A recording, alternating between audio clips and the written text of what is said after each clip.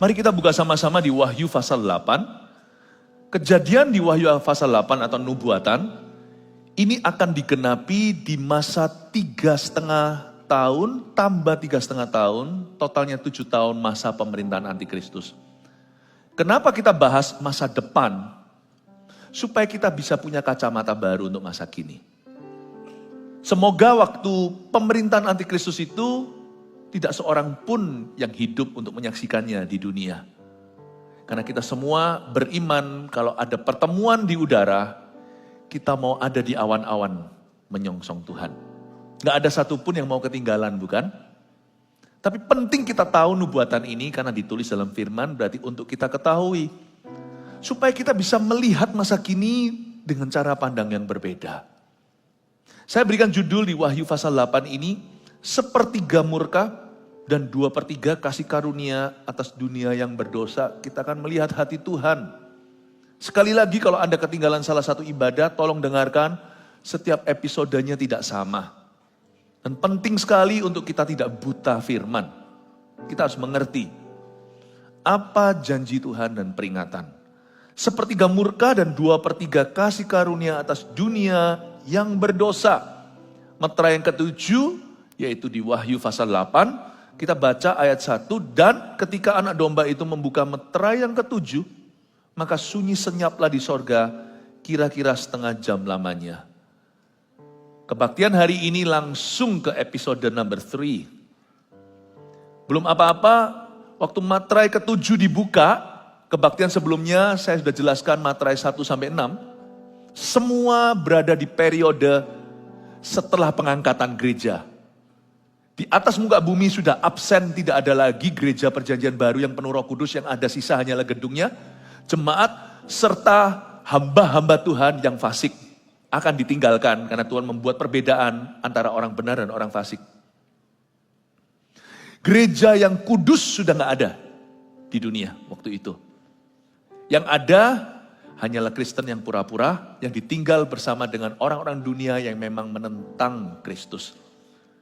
Sentimen dunia ini tidak lain, tiap hari, tiap saat, makin hari makin menjadi-jadi. Bumi di mana kau dan aku tinggal ini makin hari makin anti-Kristen. Makin anti gereja, makin anti pendeta, makin anti Kristus. Memang betul, gereja, hamba-hamba Tuhan, anak-anak Tuhan juga ada salahnya. Tetapi ini sudah hawanya. Salah gak salah sih, memang sudah ke situ hawanya. Di meterai ke-7 waktu dibuka, tiba-tiba sunyi senyaplah sorga. Ini meterai yang aneh sih. Meterai yang lainnya itu ada kejadian, yang ini sunyi senyap di sorga kira-kira setengah jam lamanya. Ada satu hari nanti ketika meterai itu dibuka, di zaman masa antikristus, hopefully we're not here.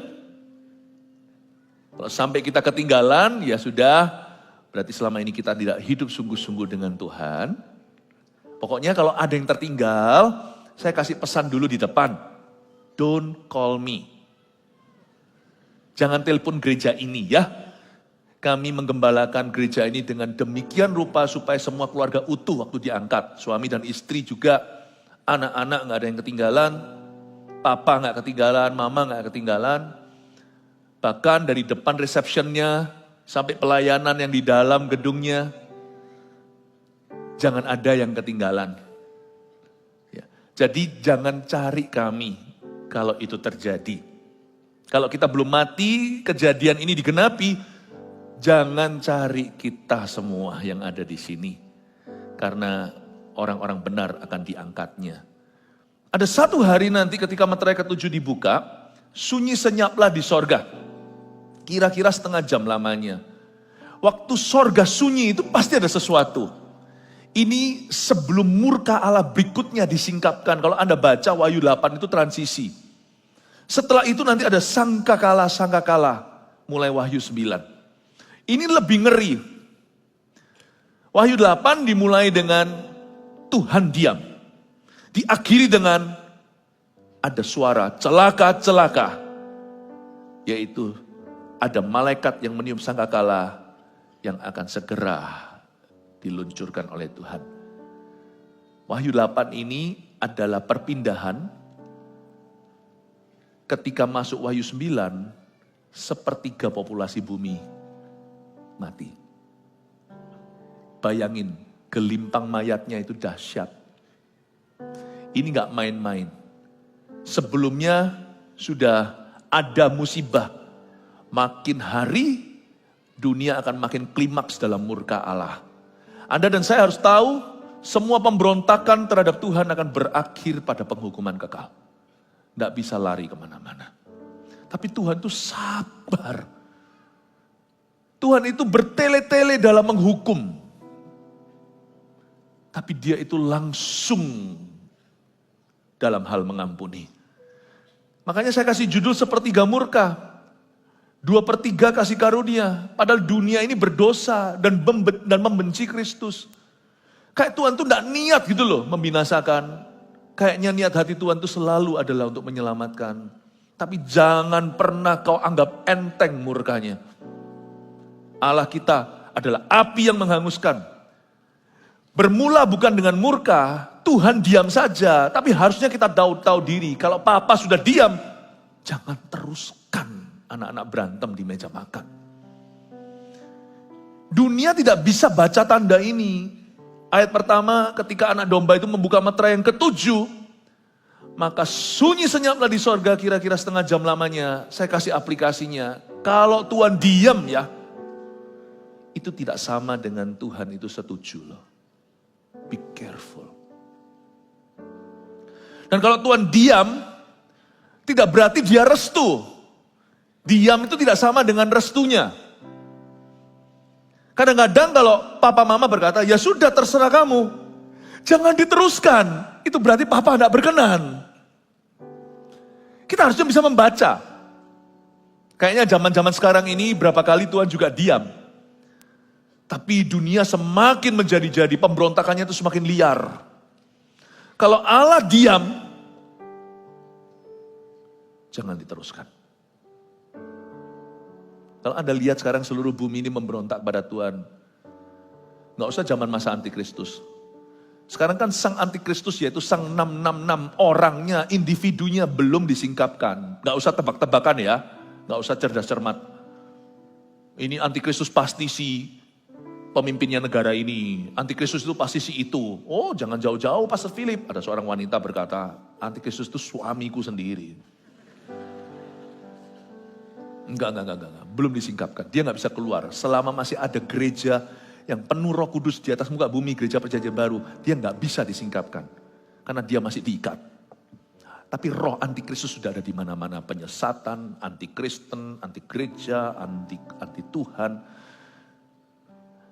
Di masa antikristus memang akan payah sekali. Tetapi sekarang sudah lihat tanda-tandanya kok. Udah ada gladi resiknya kok dunia ini. Udah ada gladi bersihnya. Berkali-kali kita melihat lewat musibah, bencana alam yang tidak lumrah, atau sebuah tempat misalnya, atau suatu kota. Barusan ngadakan parade gay, atau mulai adakan parade setan, lalu besoknya langsung banjir bandang. Langsung terjadi seolah-olah hukuman, semua orang tahu. Orang beriman bisa melihat, bukan mensyukuri loh ya, lu tahu rasa, bukan. Tapi kita semuanya itu paham, yang bisa menilai zaman, ini hukuman. When God is quiet, kok diterusin loh ya. Tapi bumi ini gak tahu diri, terus saja. Memang itu nubuatan Allah, dunia ini gak akan bertobat. Yang bertobat itu individu nanti, kita diluputkan. Seperti Sodom dan Gomora pasti dibakar. Tapi kalau ada 10 di situ, kota itu akan diselamatkan. Ternyata gak ada 10. Yang ada cuma sisa 3, Lot dan 2 putrinya. Hanya mereka yang diluputkan. You have a personal choice in this world. Di dunia ini, Anda dan saya punya pilihan pribadi. Teman-temanmu rusak, hai anak muda, kau punya pilihan. Laki-laki di dunia kerja, semua punya teman tapi mesra, yang penting istri tidak tahu, yang penting gua kasih makan, jangan ikut-ikutan. Sekarang emansipasi wanita, emangnya cowok yang bisa selingkuh? Woman juga bisa. Woman bahasa Chinese-nya woman juga bisa. Kami juga bisa. Emangnya lu doang? Jangan terseret. Anda punya pilihan. Ingatkan pada dirimu sendiri bahwa you have a choice. Tuhan tidak pernah ambil itu di kayu salibnya. Setan pun tidak bisa campuri. Tuhan memberi manusia hak seperti Allah. Pilihan bebas namanya. When God is quiet, jangan malah justru jadi kebal dan bebal. Tapi selain itu juga ada arti lainnya. Kalau Tuhan diam ya, itu bukan berarti dia tidak peduli. Kenapa doaku nggak dijawab, didiemin? Kalau Tuhan nggak diam itu nggak tentu. Itu bukan berarti He doesn't care for you. Itu mungkin untuk melatih kita beriman. Kalau semua doa kita harus ada tanda menyertai. Bahkan kapan kita pakai imannya? Iman itu adalah ketika tidak ada tanda-tanda kita tetap percaya. Suatu pelajaran berharga untuk kita baca. Meskipun apa yang kita baca di ayat pertama ini kejadiannya nanti setelah kita tiada. Kalau kita belum mati loh ya, Tuhan datang karena gak ada seorang pun tahu waktu dan saatnya. Tapi kalau ternyata kita diangkat di udara, ini nanti setelah itu pengangkatan gereja baru pasal 8 ayat 1 ini digenapi. Tapi kita bisa menilai dari ayat ini karakter ilahi. Tuhan itu kayak apa? Kita bisa terapkan, bukankah Wahyu 1 berbunyi begini, inilah wahyu Yesus Kristus. Kitab Wahyu tidak boleh dibaca hanyalah sebagai satu tumpuk kejadian-kejadian atau tentang antikristus, tentang monster-monster, tentang naga. Don't forget, it's all about Christ and us. Semua tentang Kristus dan diri kita. Meterai yang ketujuh dibuka, sunyi senyaplah sorga. Kira-kira setengah jam lamanya. Lanjutkan. Lalu aku melihat ketujuh malaikat yang berdiri di hadapan Allah dan kepada mereka diberikan 7 sangkakala.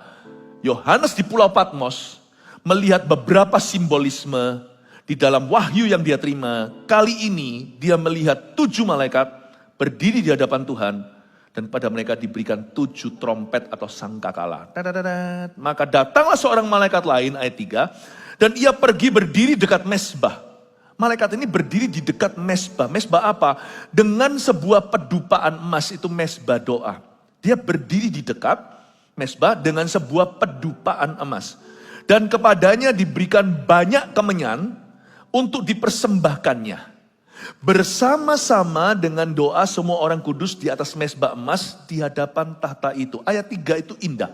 Dalam wahyu Yohanes di Pulau Patmos, dia melihat skenario di dalam alam roh. Apa yang terjadi ketika umat Tuhan berdoa. Saudara tahu nggak bahwa doa itu kedengaran hanya kita ngomong-ngomong sama Tuhan. Tapi tahukah yang nggak kelihatan itu heboh.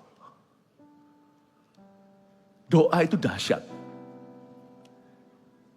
Dan makanya itu kita nggak boleh sembarang berdoa dan salah berdoa. Dosa pertama itu bukan membunuh, mencuri, melakukan sesuatu terhadap sesama manusia atau merugikan sesama kita. Dosa pertama adalah doa yang salah. Jangan ada padamu Allah lain di hadapanku. Jangan menyembah apapun selain Allah yang hidup. Doa itu betul-betul mempengaruhi alam yang tidak kelihatan sebelum kita melihat apa-apa di realita. Maka datanglah seorang malaikat lain dan ia pergi berdiri dekat mezbah dengan sebuah pedupaan emas. Ditunjukkan selama ini doa orang kudus kemana.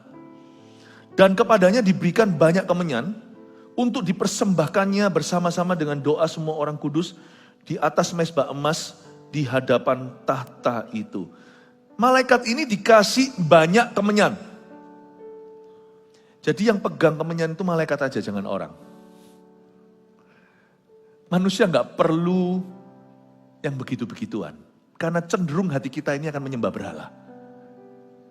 Kemenyan ini pun tidak seperti kemenyan yang kita tahu di bumi. Yohanes kehabisan kata-kata. Dia melihat sesuatu yang begitu ajaib di dalam alam roh. Dia mencoba mencari persamaannya, makanya dia berkata dipersembahkan banyak kemenyan. Itu bukan kemenyan di dunia. Doa itu sesimpel-simpelnya aja. Jangan pakai terlalu banyak mediasi dan mediator. Jangan terlalu banyak metodenya, doa nggak usah kebanyakan gaya. Doa itu asal tulus dari hati, dengan iman kepada Kristus dan dialaskan dalam nama Yesus, itu sampai kepada Allah Bapa di sorga. Jadi yang dikasih kemenyan itu malaikat. Tapi kalau Anda perhatikan, malaikat dikasih kemenyan, tapi dia tidak pegang doa orang kudus. Anda baca lagi, kepadanya diberikan banyak kemenyan untuk dipersembahkannya, bersama-sama berarti bukan. Jadi malaikat dikasih kemenyan, bersama-sama dengan kemenyan itu, doa semua orang kudus di atas mezbah emas di hadapan tahta itu. Jadi malaikat dikasih kemenyan, bersama-sama kemenyan itu nanti akan naik ke mezbah Allah, bersama-sama dengan doa orang kudus yang naik sendiri tanpa malaikat. Paham ya? Saya ajak kita mencerna sedikit. Tidak pernah Tuhan menyerahkan doa ke tangan malaikat. Jangan doa ke malaikat. Saya punya anak. Dan saya juga punya sekretaris. Tapi kalau anak saya mau ketemu saya, tidak perlu lewat sekretaris. Nggak lucu loh ya. Kalau anak saya 3, Vanessa, Jeremy, Warren, mau ketemu sama Daddy, oke atur waktu sama sekretaris. Saya beritahu ya, doa kepada malaikat itu menunjukkan bahwa Anda bukan anak Tuhan. Sebab kalau kita berdoa Bapa kami di dalam sorga, itu directly, doamu itu naik sendiri di mezbah emasnya Tuhan. Dibarengi sama malaikat sebagai guardian angel, gak usah diminta, Tuhan sendiri yang akan utus mereka. Dikasih kemenyan untuk bersama naik. Dengan doa kita. Tahukah ketika kita berdoa, Tuhan langsung panggil malaikat bekerja untuk kita. Gak usah kau minta, gak usah terhubung dengan malaikat sendiri. Itu sudah menjadi pelayanan Bapa dalam kehidupan anak-anaknya. When you pray for your children, atau Anda berdoa buat anak-anak Anda, misalnya anak Anda mungkin sesederhana dia pergi sekolah, apalagi nanti suatu hari kalau dia pergi jauh, Anda berdoa, itu nggak usah disuruh, Bapak langsung memanggil malaikat di hadiratnya, dan diutusnya kepada anak-anakmu untuk menjaga mereka. Nggak usah diminta, nggak usah disuruh. Dalam skenario doa, di dalam ruangan mezbah itu, sudah ada the presence of angels. Tidak heran orang yang berdoa kepada Kristus, banyak aktivitas malaikat dalam hidupnya. Tanpa dia perlu berkomunikasi dengan mereka salah satunya. Atau dengan para malaikat itu. Jangan lakukan, kalau Anda mau komunikasi sama mereka, jangan-jangan nanti Anda jatuh ke malaikat-malaikat yang salah. Nanti ketemu sama malaikat-malaikat jatuh. Tapi ayat ini sangat dalam. Kepada malaikat itu diberikan banyak kemenyan. Untuk dipersembahkannya, bersama-sama dengan doa semua orang kudus di atas mezbah emas di hadapan tahta itu. Dan doa orang kudus itu naik sendiri tanpa bantuan malaikat. Jangan lewat sekretarisnya kalau mau berdoa. Anda bisa belajar tentang doa dari satu sama lain. Tapi berdoa harus dinaikkan sendiri. Tidak ada titipan, Papa mau supaya keluarga kita itu diberkati Tuhan, suruh mama doa. Kalau seperti itu nanti, doamu nggak jadi. Kalau Anda mau doa, doa sendiri. Doa dalam nama Yesus sendiri. Saya bisa berdoa sepakat dengan Anda untuk menguatkan iman Anda, tapi pada akhirnya Anda kalau mau doa kepada Tuhan, Anda harus berdoa kepada Tuhan Yesus secara pribadi. Amin Bapak Ibu Saudara. Dan doa itu punya kuasa yang hebat. Kita lihat ayat 4. Maka naiklah asap kemenyan bersama-sama dengan doa orang-orang kudus itu dari tangan malaikat itu ke hadapan Allah. Lalu malaikat itu mengambil pedupaan itu, mengisinya dengan api dari mezbah dan melemparkannya ke bumi. Maka meledaklah bunyi guru disertai halilintar dan gempa bumi. Ayat 5 ini such an encouragement, suatu dorongan iman yang luar biasa. Kadang-kadang kita merasa doa itu sampai jemu. Doa ini ujungnya apa? Kok belum kelihatan tanda? Apakah dijawab ya? Kita selalu meragukan doa sendiri. Lebih mantap katanya kalau doanya pendeta. Tapi Anda tidak pernah tanya dan interview setiap pendeta yang ada. Pendeta pun kadang-kadang meragukan doanya sendiri. Kita itu cuma bisa saling menguatkan, besi menajamkan besi, manusia menajamkan manusia. Iman kita itu bisa saling menguatkan, iya. Tuhan tidak pernah suruh kita berjuang sendirian. Tapi ujian iman pada akhirnya kita harus lulus setiap individu, pribadi lepas pribadi. Tidak ada yang bisa menggantikan imanmu kepada Tuhan. Dan doa Jangan ragu. Ayat 5 ini suatu dorongan luar biasa. Suatu kekuatan. Ternyata di sorga itu tidak ada doa. Hah? Iya. Sorga itu untuk orang yang masih hidup di dunia. Makanya mendoakan orang mati bukan hanya doa pada malaikat. Doakan orang mati atau berdoa kepada orang mati itu tidak diajarkan firman. Karena nilai tukar atau currency apa namanya? Currency itu apa? Mata uang. Bahasa komunikasi di sorga itu bukan doa. Doa itu hanya untuk bumi. Untuk orang-orang yang belum mati. Ngapain kita doa sama Tuhan Yesus wong kita nanti akan ketemu muka dengan muka loh di sorga. Ngapain kita doa untuk apa lagi di sorga itu dan ada kebutuhan, yang ada hanya kemuliaan. Sekarang jadi kita dapatkan pencerahan. Bahwa ternyata kalau kita berdoa kepada orang yang mati atau mendoakan orang mati itu salah. Itu salah fatal. Dan tidak diajarkan firman, belum lagi itu melanggar firman-Nya. Jadi doa itu apa loh? Doa itu hanya mampir doang di sorga. Dia naik ke sorga untuk diturunkan ke dunia. Doa tidak pernah bisa tetap di sana. Berarti setiap doa kita pasti ada jawabannya, itu hiburannya. Coba baca lagi, lalu malaikat itu mengambil pedupaan itu ayat 5, mengisinya dengan api dari mezbah. Kan diangkatkan dan lalu setelah diangkatkan, ayat 4 aja. Maka naiklah asap kemenyan bersama-sama dengan doa orang kudus itu dari tangan malaikat itu ke hadapan Allah. Coba lihat ya, naiklah kemenyan dan bersama dengan doa orang kudus dari tangan Allah itu ke hadapan Allah. Naiklah. Apa yang naik? Pasti turun. Saya ulang lagi. Maka naiklah kan? Naik. Pasti turun. What goes up will come down. Cuman bedanya, kalau tisu yang naikkan, capek aku ini terus angkat tisu, buang tisu. Ya demi jemaat tercinta, gak apa-apa lah. Tapi kalau perkara-perkara dunia naik, turunnya ya sama lah. Tidak dengan doa. Tuhan berkata, setiap firman yang keluar dari mulutku tak akan kembali sia-sia. Dia akan mengairi bumi seperti salju yang turun ke dunia. Bedanya doa, lagi. Ya, kalau doa itu ayat 4, maka naiklah asap kemenyan bersama dengan doa orang kudus itu dari tangan malaikat itu ke hadapan Allah. Cuman turunnya beda. Lalu malaikat itu mengambil pedupaan itu, mengisinya dengan api dari mezbah sampai ke tahta Allah. Dia enggak turunnya kosongan. Dia turunnya itu sudah diisi dengan api dari Tuhan. Ada api supranatural. Dan melemparnyakannya ke bumi. Tadi kan naik. Sekarang turun ke dunia. Maka meledaklah bunyi guru disertai halilintar dan gempa bumi. Padahal tadi waktu naiknya seenteng tisu. Turunnya terjadi halilintar. Saya beritahu ya. Tidak ada doa yang sia-sia. Jangan ragukan doamu dalam nama Yesus. Semua yang naik, bahkan di dunia Tuhan ada satu gravitasi, pasti akan turun kembali. Kalau memang doamu salah, pasti akan dikoreksi. Makanya sebelum doa, jangan hanya doa, baca firman juga, supaya jangan minta istri orang. Karena doa gitu sia-sia, buang waktumu.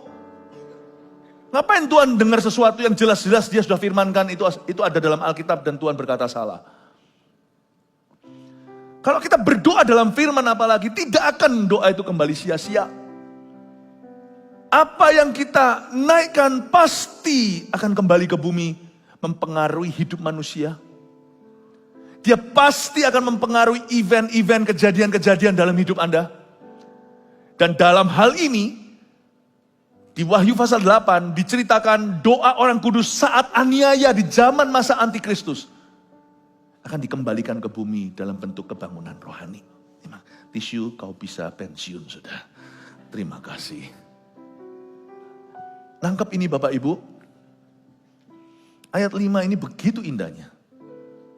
Bahwa apapun yang kau angkat ke Tuhan, Tuhan akan melemparkan kembali dalam hidupmu. Diisi api, meledak bunyi guru disertai halilintar, dan terjadi gempa bumi yang dari Tuhan. Maksudnya di sini ayat pasal 8, bahwa di zaman masa antikristus nanti, padahal anugerah cuma sisa 2/3, Tuhan tetap menjawab doa orang-orang kudus susulan. Saya tadi ibadah sebelum ini ada ceritakan, misalnya satu keluarga, ada satu yang gak terangkat. Tiba-tiba fenomena dunia, manusia lenyap dalam jumlah begitu banyaknya. Sampai terjadi kekacauan secara global. Pengangkatan kalau terjadi, silakan sana imajinasi. Kalau Tuhan berkata 2 orang jalan di ladang, 1 diambil. 2 orang di perkantoran, di kilangan. Atau 2 orang bersama-sama, 1 ranjang, 1 diambil, 1 ditinggal. Just imagine the chaos. Bayangkan aja kekacauan yang terjadi di dunia yang ditinggalkan, dunia yang berdosa ini. Coba bayangkan. Tadi saya jelaskan sedikit pakai ilustrasi. Jikalau ada 1 anggota keluarganya yang ditinggal, masih ada kesempatan untuk dia bertobat, pasti dia akan menyesali dosa-dosanya kenapa dia tidak terangkat. Misalnya istrinya sungguh-sungguh, anaknya juga sungguh-sungguh. Dia pasti ketinggalan. Kalau Tuhan datang hari ini, tahukah? Gak tentu Anda satu keluarga utuh loh, kalau imannya beda. Bahkan kalau semuanya Kristen pun iman pura-pura. Tuhan membedakan yang fasik dengan yang benar. Tuhan tidak berkata kafir loh ya. Fasik itu berarti tahu kebenaran, tapi tidak melakukannya. Itu beda loh. Tuhan membuat perbedaan antara kambing dan domba. Jadi di zaman masa antikristus itu, sekalipun gereja perjanjian baru, orang-orang penuh Roh Kudus yang siap untuk kedatangannya, siap menyongsong Tuhan di awan-awan sudah terangkat, masih ada pertobatan. Masih ada pertobatan. Khususnya di zaman 7 tahun masa antikristus itu akan menjadi musim kebangunan rohaninya orang Yahudi. Karena sekarang orang Israel tidak percaya Yesus. Nggak percaya. Memang sekarang belum tiba saatnya Israel kembali ke Tuhan. Saya kasih review sedikit supaya Anda melihat benang merahnya dengan setiap kebaktian. Jadi sekarang ini Tuhan pakai orang-orang non-Yahudi yaitu kita untuk menginjili bangsa-bangsa dan bangsa sendiri. Mempan gitu loh. Tiba-tiba Tuhan bangkitkan hamba Tuhan ini, gereja itu, Tuhan bangkitkan orang Kristen ini dan itu. Lalu kita memenangkan komunitas kita. Orang Yahudi gak bisa loh. Dari bangsa manapun, bahkan hamba Tuhan sediurapi apapun, pendeta sebesar apapun, gereja segede apapun, seberpengaruh apapun, tidak bisa nobatkan orang Yahudi. Karena mereka merasa, lu orang tahu apa? Semua juga dari the Jews. Semua dari Israel. Apa yang kita yakini hari ini Alkitab yang ditulis juga siapa yang nulis? Penulis-penulis Alkitab semua sebagian besar itu orang Yahudi. Ini gak bisa. Saya pernah doakan waktu di Israel. Saya pernah mendoakan orang-orang Yahudi. Sebagian di antara mereka, berapa orang depan itu rebah dalam kuasa Roh Kudus waktu saya doa. Setelah itu, saya dapat email. Dia berkata, kenapa kamu doakan kami? Kami umat pilihan. Ngerti saya. Langsung saya tahu, saya ngerti maksudnya. Kenapa kamu doakan kami? Rebah loh dalam kuasa Roh Kudus waktu saya berdoa. Tetap memilih tidak percaya dan berkata, kamu tidak layak mendoakan saya. Saya ngerti dan saya setuju. Karena zaman dulu, di dalam history mereka ada Musa, ada Daud. Kita punya history, tergantung dari suku apa. Ujung sana, penyembahan berhala, nyembah gunung. Perang-perang. Kita siapa? Makanya nanti itu kebangunan rohani Yahudi itu melalui orang Yahudi. Orang Yahudi akan diselamatkan lewat tangan orang Yahudi. Kebaktian sebelum ini tadi saya jelaskan judulnya ini. Kebangunan rohani ya bangsa Yahudi di masa antikristus. Jadi kebangunan rohani untuk orang Indonesia, Amerika, Afrika, semua. Kapan? Now. Sebelum pengangkatan gereja. Sekarang. Jadi nanti itu masih ada pertobatan susulan tapi sudah bukan musimnya. Bukan musimnya. Sekarang ini bangsa-bangsa lain yaitu kita mengalami 3/3 masa anugerah. Kalau kita punya kasih karunia penuh aja Anda tidak mau sungguh-sungguh dengan Tuhan. Apalagi nanti kalau Anda ditinggal. Ditinggal sama mentor-mentornya, ditinggal sama pengaruh-pengaruh Kristus sekelilingmu karena mereka terangkat semua. Ditinggal oleh anggota keluargamu yang cinta Tuhan dan mendoakanmu. What's your chance? Apa kesempatan Anda untuk jadi orang Kristen sungguh-sungguh? Sekarang aja Anda dikepung, dikelilingi orang-orang Kristen yang sungguhan aja gak mempan. Don't call me kalau sampai ada yang ketinggalan. I hope not to be around. Saya harap saya tidak ada di tempat. Silakan telepon Cilipi. Tapi Cilipi juga pasti gak ditinggal ya kan? Nah saya tahu hidupnya sungguh-sungguh, saya sih tidak bisa melihat orang. Kita semua kan diuji Tuhan. Tapi I hope, saya harap, dengan rendah hati aja kita ngomong begini. Saya harap saya tidak ada di sini. Jadi tolong beritahu kalau kanan kirinya, kalau sampai Anda ditinggal, jangan telepon saya. Jangan cari saya. Anak-anak, kalian mesti sungguh-sungguh. Karena sampai ditinggal, ya, Jeremy Warren dan semuanya, your daddy will not be around. But I'm sure kalian akan ditinggal. Makanya itu di rumah dijewer, sungguh-sungguh didisiplin dalam takut akan Tuhan supaya kalian menjadi umat pilihan Tuhan. Demikian pula anak cucu Anda, jangan satu pun yang ketinggalan. Kasih tepuk tangan untuk Tuhan. Amin. Faith, anak-anak hamba Tuhan, lu orang jangan kira anaknya pendeta pasti diangkat loh. Tuhan tidak pernah janji gitu, tapi orang benar. Apapun profesi bapaknya. Ya, kalau sampai kamu ditinggal Faith, don't call uncle. Ya, don't call your mom and dad not. Tinggal bajunya. Saya ngomong gini kayak seolah-olah dongengnya. Enggak, ini firman. Matius 24, sana baca. Tesalonika baca. Dalam sekejap mata, in the blink of an eye, you'll be transformed. Dan kita akan bertemu dan kita akan menyongsong Tuhan. Persis bahasa Paulus begini, di awan-awan. It will happen. Cuman kita nggak tahu kapan, sudah mati atau belum nanti, kita nggak tahu. Secepat apa, selekas apa, atau setelat apa, kita nggak ngerti. Jangan coba prediksi. Yang pasti kalau kita lihat tanda-tanda zaman, lebih cepat daripada lebih lambat. Gitu aja lah. Prediksi terbaik kita bisa lakukan, cuman pasti setiap hari Tuhan semakin dekat, bukan semakin jauh. Waspadalah. Amin. Jadi doa itu zamannya orang kudus nanti itu loh. Tisunya jatuh lagi. Ini tisu memang hebat ini tisu ada nyawanya. Jadi zaman nanti itu masih ada susulan. Itu pun Tuhan dengar. Padahal sudah dipenggal sepertiga, tinggal 2/3. Tinggal 60% masa anugerah. Itu pun masih ada pertobatan susulan. Cuman tadi saya ada cerita di kebaktian sebelumnya bahwa waktu itu sudah beda. Anda tidak bisa hidup bagi Kristus saja. Karena waktu itu seluruh dunia akan menyangkal Tuhan karena penahannya sudah gak ada. Zaman COVID aja Anda mau traveling aja ada persyaratan kok. Waktu itu nanti bukan traveling, makan aja pasti ada requirement-nya. Tidak bisa tidak. Tit. Lu gak usah makan gak tit. Apa sih tit itu? Tit. Nggak bisa nggak? Waktu itu sudah bukan zamannya lagi. Itu bukan zaman Kristen bangsa-bangsa. Itu zamannya orang Yahudi ngalami kebangunan rohani. Kalau sudah bukan musimnya, petikannya pun tidak banyak. Itu pun Tuhan dengarkan doa. Hebat dan dahsyat. Tuhan tetap mendengarkan doa dan mengembalikan ke bumi. Tapi di bumi waktu terjadi bunyi guru halilintar ini kebangunan rohani. Katakan ini kebangunan rohani. Tapi untuk orang Yahudi. Dan yang disebut halilintar dan gempa bumi yang terjadi, itu terjadi untuk sisanya dunia. Bukan untuk Israel ngalami revival, karena sekarang Israel itu seolah ditinggalkan. Allah masih punya perjanjian dengan Abraham, Ishak, Yakub dan dengan Daud. Dan tetap akan digenapi, mereka tetap akan masuk dalam kerajaan sorga. 144.000 penginjil Yahudi, revivalis mereka itu akan bangkit satu gelombang kebangunan rohani, tapi Israel semua. Waktu itu, sekarang Israel tidak percaya Yesus adalah Tuhan. Israel masih menunggu Mesias, padahal Mesias sudah datang. Kita orang Kristen sudah percaya Yesus adalah Tuhan.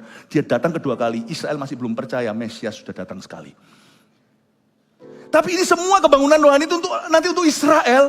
Sedangkan sisa seluruh dunia, gempa bumi halilintar ini kejadian sungguhan, tapi dalam wujud bencana alam Yang alami maupun yang supra alamiah yang akan terjadi. Ini dalam bentuk hukuman. Jadi doa itu akan dijawab di zaman-zaman masih antikristus. Termasuk doa-doa sejak zaman dahulu, dari sejak darah Habil yang ditumpahkan ke tanah padahal dia tidak bersalah. Sampai darah dan doa para martir di perjanjian baru. Itu nanti akan berseru sama-sama dan akan diledakkan 3,5 tahun terakhir pemerintahan antikristus atau 7 tahun pemerintahan itu. Dalam wujud kebangunan rohani Israel. Dan dalam wujud murka Allah atas seluruh dunia. Sisi satu, Tuhan memberi kesempatan kepada yang datangnya carry, yang terlambat datang. Karena kita ini terkemudian, sekarang jadi terdahulu dalam revival. Kita tidak ikut Israel, kita tuh mengalami kebangunan rohani. Malah Israel yang harus menyusul gereja perjanjian baru untuk percaya Yesus. Menerima Roh Kudus. Nanti Tuhan akan kasih kesempatan. Doa ini akan dijawab dengan cara yang ajaib. Memberi kesempatan terakhir kepada Israel. Yang terkemudian akan menjadi terdahulu lagi. Tapi sisanya keadilan buat bangsa-bangsa. Nah, waktu itu orang-orang yang tidak bertobat dari bangsa lain. Anda sudah bukan di musim kebangunan rohani. Musim keadilan Allah. Keempat sangkakala, yang pertama ayat 6 dan ke-7, malaikat yang memegang 7 sangkakala itu bersiap-siap untuk meniup sangkakala. Mari kita bahas beberapa sangkakala. Lalu malaikat yang pertama meniup sangkakalanya dan terjadilah hujan es dan api bercampur darah. Dan semuanya itu dilemparkan ke bumi. Maka terbakarlah 1/3 dari bumi dan 1/3 dari pohon-pohon. Dan hanguslah seluruh rumput-rumputan hijau. Yang pertama terjadi, kita nggak perlu pakai imajinasi. Sebab semua bencana alam yang akan terjadi saat itu belum pernah terjadi hari ini. Jadi yang kau lihat hari ini, baik itu yang di Dubai terjadi badai, baik itu COVID kemarin yang terjadi satu wabah, itu baru false alarmnya. Itu belum apa-apa. Itu kalau orang melahirkan itu baru kontraksi buka 1, itu belum buka 9. Nggak tahu sih buka berapa sih. 10 ya. Belum apa-apa. Jadi nggak usah dibayangkan, tapi ayat firman Tuhan ini harafiah. Ini bukan simbolisme. Si Yohanes melihat sesuatu yang dia hanya bisa jelaskan sebisanya. Dia berkata, terjadilah hujan es. Ini bukan hujan salju, kalau salju di Kanada sudah ada. Ini hujan es turun bongkahan dan api bercampur darah. Saya tidak tahu itu gimana rupanya. Tapi Alkitab tidak pernah berdusta.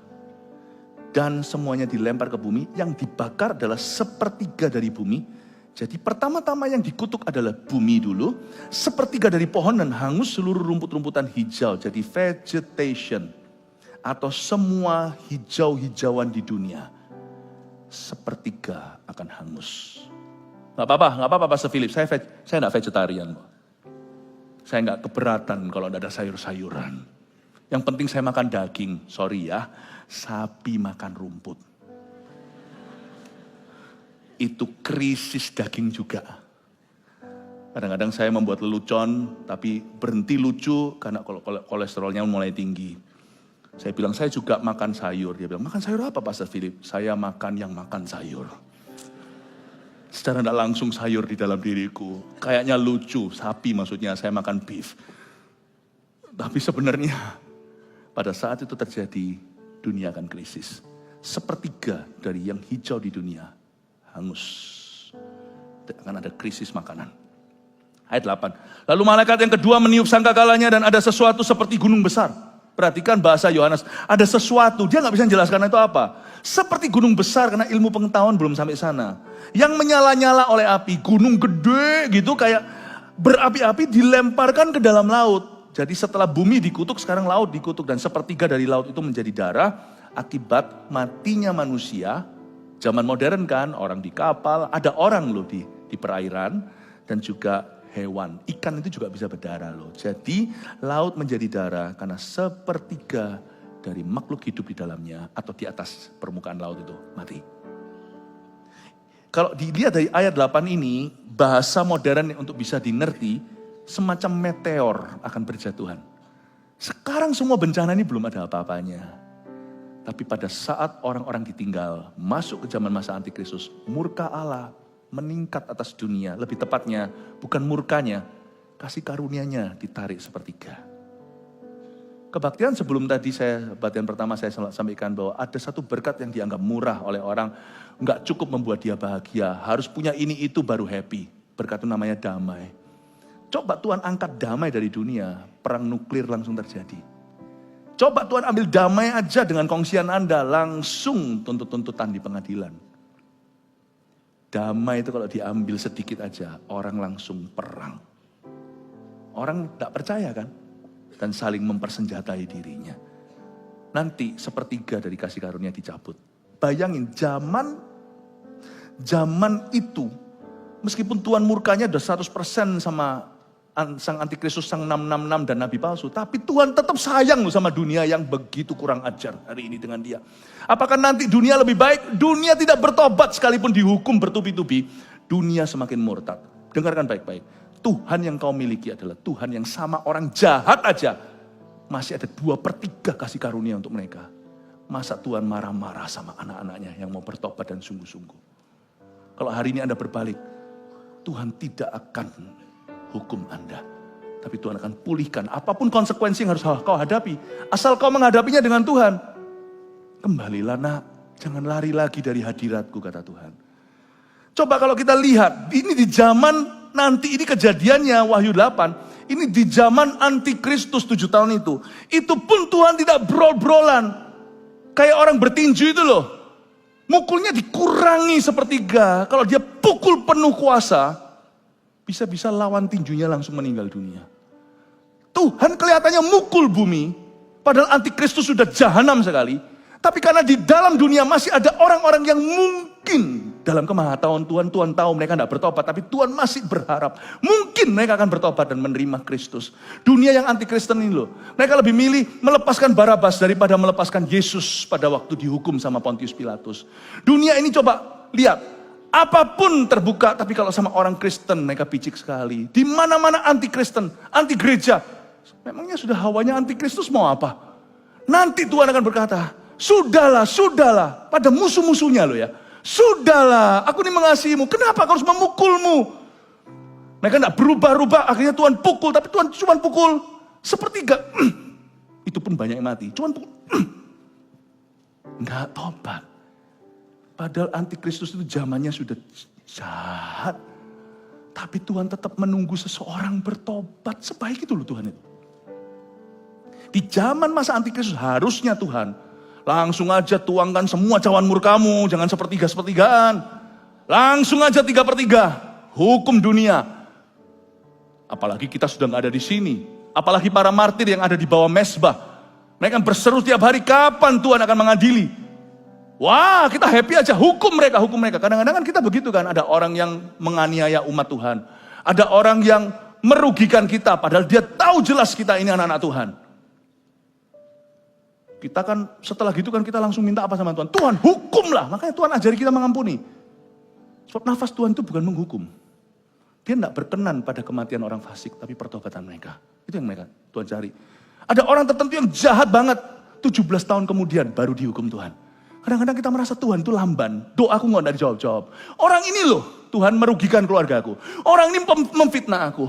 Orang ini ya Tuhan merusak reputasiku dan namaku. Kok Tuhan diam aja? Ayo Tuhan bunuh dia. Hukum dia. Tapi Tuhan terus utus nabi-nabi kepada Niniwe yang jahat itu agar mereka bertobat. Yunus pun sampai gak terima. Kenapa Tuhan itu begitu? Aku gak mau pergi ah. Aku tahu sifatmu. Aku tahu karaktermu. Engkau pasti akan mengampuni mereka.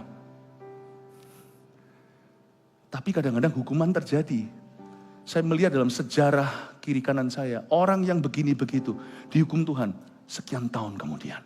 Sekian lama kemudian. Jangan kau anggap kalau Tuhan diam itu berarti dia berkenan.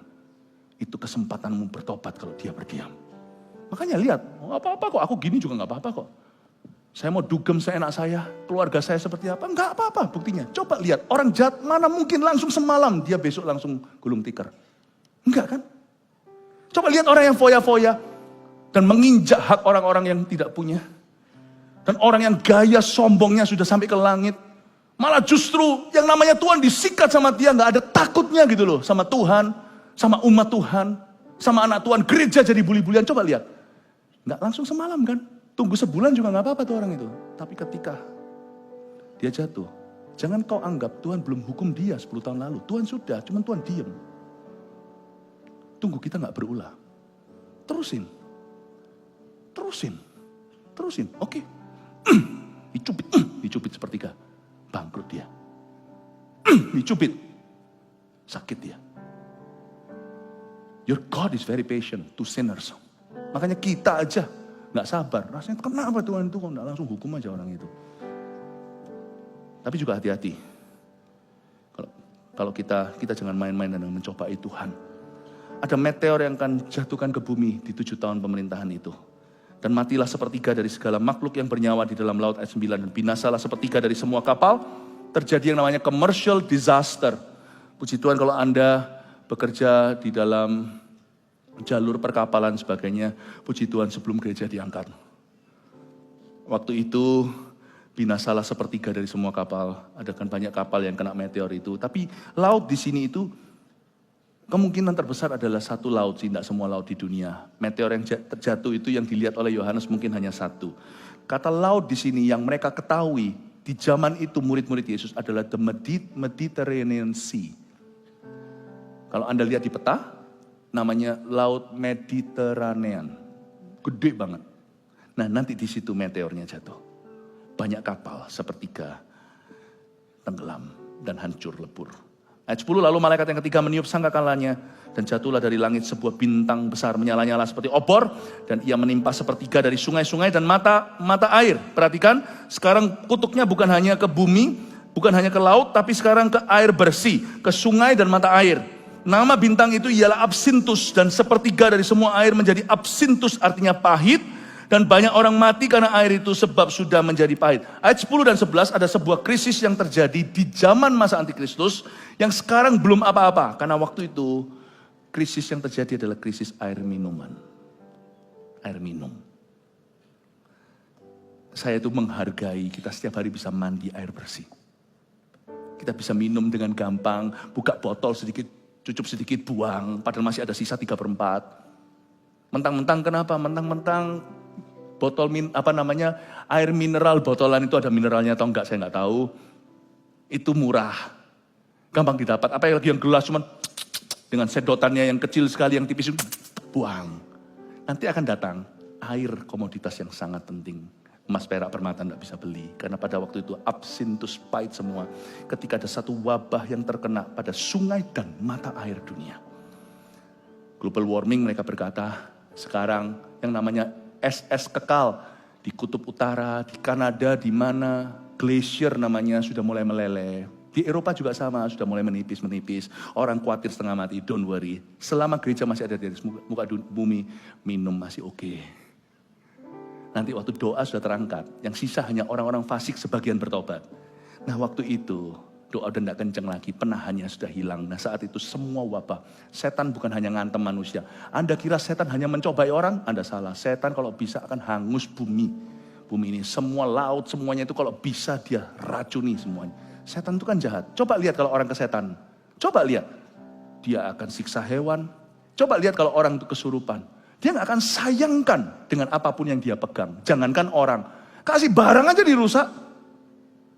Pernah lihat orang kesurupan? Saya pernah, berkali-kali. Kursi di depan itu, dipatahkan. Aduh, itu kursi orang. Kita aja sama barang aja gak mencintai uang. Sama barang aja kita bisa eman gitu loh. Aduh, sayang sekali.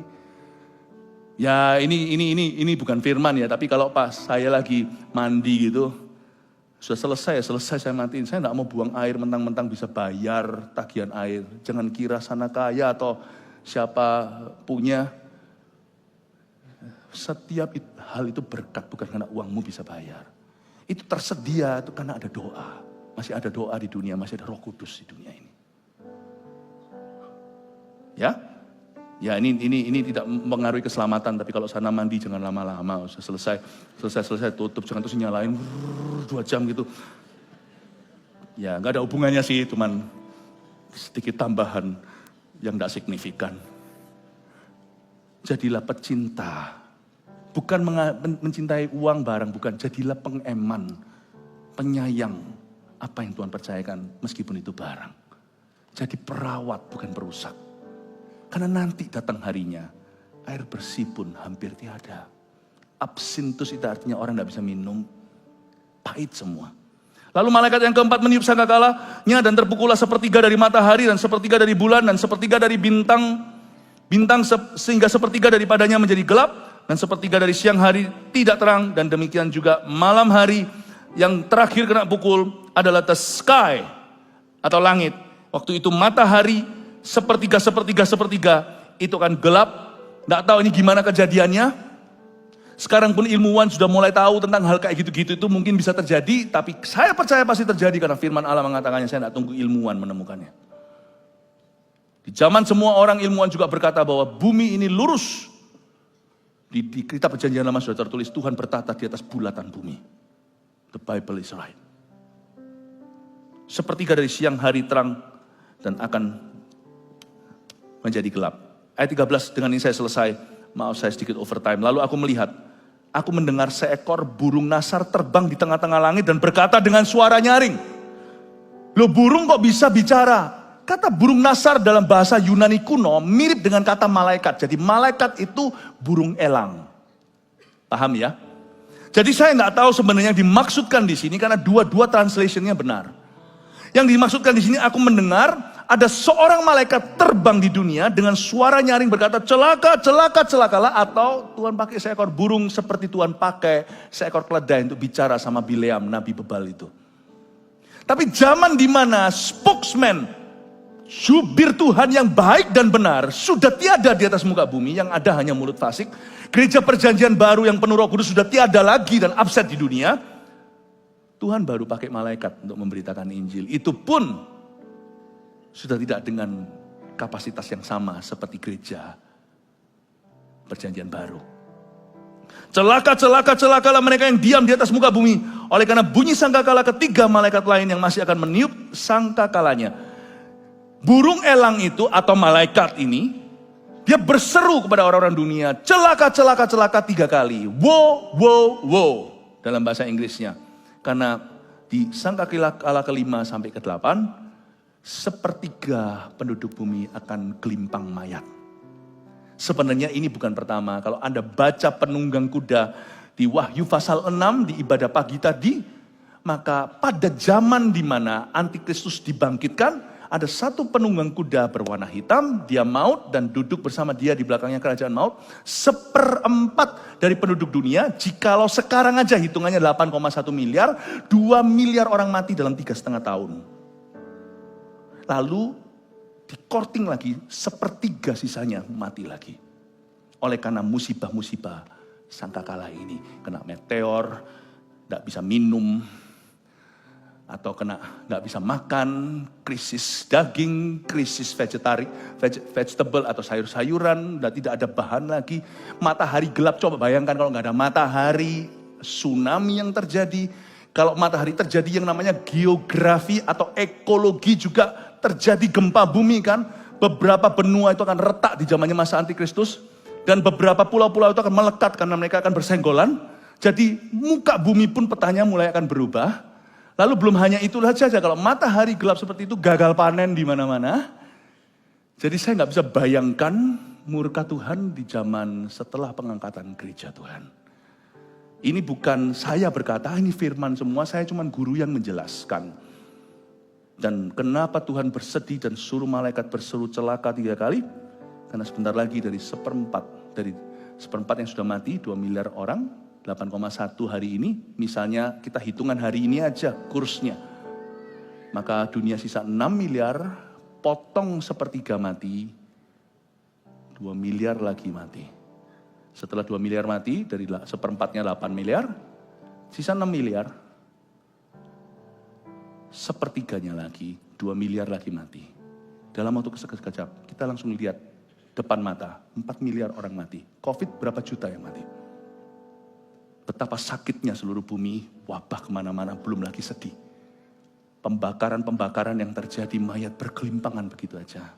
Saya tidak bisa bayangkan dunia tanpa gereja Tuhan ketika moral tidak ada lagi. Ketika takut akan Allah sudah tipis. Dan Tuhan tetap jaga 4 miliar orang sisanya. Ini jahat semua. Tuhan tetap jaga. how good your God is. Sepertiga murka, 2/3 kasih karunia di zaman masa antikristus.